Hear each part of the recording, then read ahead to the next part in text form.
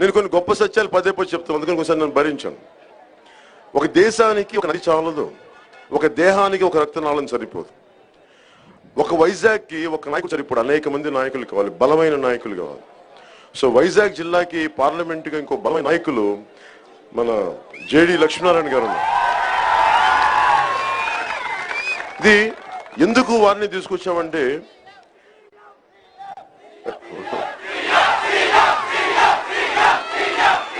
అయిన తర్వాత కొట్టండి ఇప్పుడు.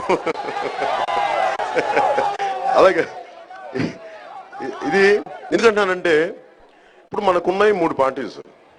తెలుగుదేశం చూశారు, వైసీపీ ఉంది, ఇప్పుడు మనకి ఇన్ని సమస్యలు ఉన్నాయి. గంగవరం పోర్టు సమస్య ఉంది.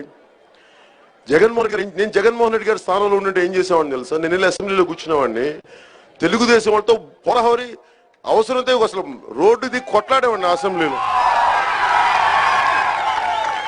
ఉదాహరణకి నేను ఒక్కడనే ఉన్నాను అనుకుందాం, ఒక్కడిని వెళ్ళి కొట్లాడు ముఖ్యమంత్రి గారి కుర్చీ ఎదురుగలి ఎందుకు మీరు చేయరు మా గంగవరం కన్నా అడిగేవాడిని, మా 65వ వార్డుకి ఎందుకు చేయరని అడిగేవాడిని, మా డ్వాక్రా మహిళలకు మీరు ఎందుకు జూనియర్ వేతనాల క్లర్క్ ఎందుకు చేయని కొట్లాడేవాడిని. చెయ్యాలి అని మనసుంటే ఏదైనా చేయొచ్చు.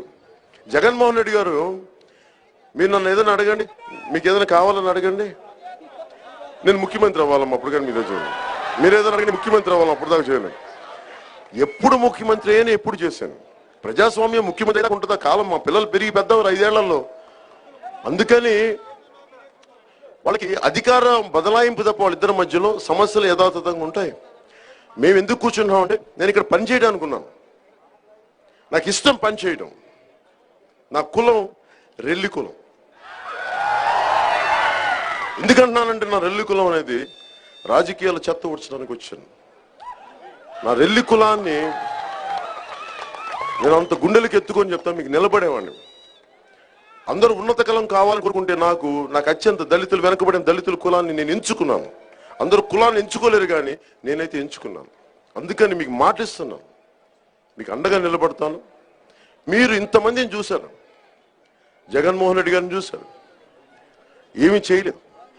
ఇప్పుడు మీరందరనే ఇలాగా మీరు పులివెందలకి వెళ్ళి మీరు అక్కడ రాజకీయం చేయండి, మీరు ఒకసారి సెటిల్ అవ్వండి. అక్కడ జగన్మోహన్ రెడ్డి గారు ఇంత ప్రేమ ఉంది కదా, పులివెందులు ఎంప్లాయ్మెంట్ ఇప్పించమని చెప్పి, పులివెందులు ఎవరు రాకూడదు, పులివెందులు వాళ్ళు కాపాడుకోవాలి.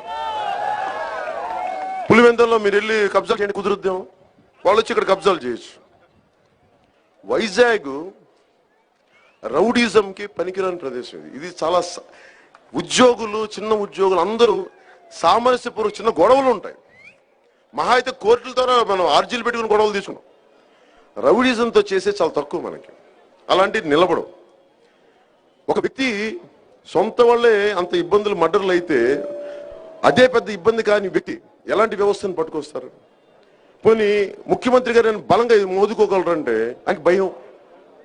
ఎవరన్నా ధైర్యంగా ప్రజల శాంతి భద్రతల సమస్యల్ని కాపాడగలగాలి అంటే ధైర్యం ఉన్నవాళ్ళు కావాలి. అలాంటి ధైర్యం ఉన్న వాళ్ళలో ప్రథముడు జేడి లక్ష్మీనారాయణ. మనకి అన్యాక్రాంతి, ఇప్పుడు మనకి ఉదాహరణకి గంగవరం పోర్టు ఉంది, ఎవరన్నా మాట్లాడాలి, నేను వెళ్ళి మాట్లాడుతాను, ఒక్కోసారి జేడి లక్ష్మీనారాయణ వెళ్ళి మాట్లాడతారు. ఇంతమంది కలిసి ఒత్తిడి పెడతాం వాళ్ళ మీద, మాకు ఎందుకు మా గంగవరం నిర్వాసితులకు సాలు ఇవ్వట్లేదు, ఇచ్చి తీరాలి, వేరే దారి లేదు మీకు. ఓకే, వాళ్ళకి ఇబ్బందులు ఉంటే ప్రభుత్వం వాళ్ళకి అండగా ఉంటుంది, ఏదో చేసి అండగా నిలబడి తీరుతాం ప్రతి సమస్యకి. అందుకని మీరు అన్ని ఆలోచించి ఇచ్చేయండి. ఒక 10 సంవత్సరాలు దృష్టిలో పెట్టుకుని ఆలోచించి ఓటేయండి. ఒకసారి మీరు నేను నన్ను కూడా గుడ్డిగా నమ్మమని చెప్పట్లేదు అందరినీ, మీరు ఆలోచించండి. ఏమి ఆశించకుండా ఒకడు వచ్చాడు, ఒక్క వార్డులో కౌన్సిలర్ లేకుండా, కార్పొరేటర్ లేకుండా దూరం వచ్చాను, కష్టపడుతున్నాను, ఒక్కడిని తిట్లు తింటున్నాను. దేనికంటే నేను విలువలు కాపాడడానికి వచ్చాను. అలాగే ఇందాక కింద బాబు నీ పేరేంటి,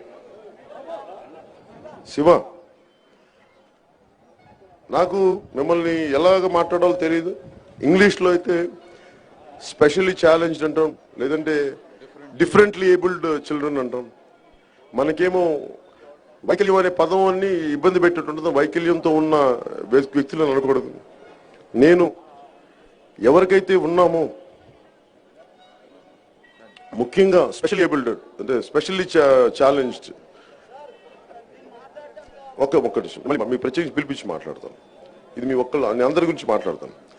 స్పెషల్లీ ఏబుల్ చిల్డ్రన్ పిల్లల వ్యక్తుల గురించి మేము మీకు పెన్షన్ కానీ మీకు ఇంటి సౌకర్యం కానీ, ఎందుకంటే ముఖ్యంగా వైకల్యం ఉన్న వ్యక్తుల్లో ఉన్న ఇళ్లలో ఎంత ఇబ్బంది నాకు తెలుసు, నేను చాలా మంది దగ్గర వాళ్ళని చూశాను.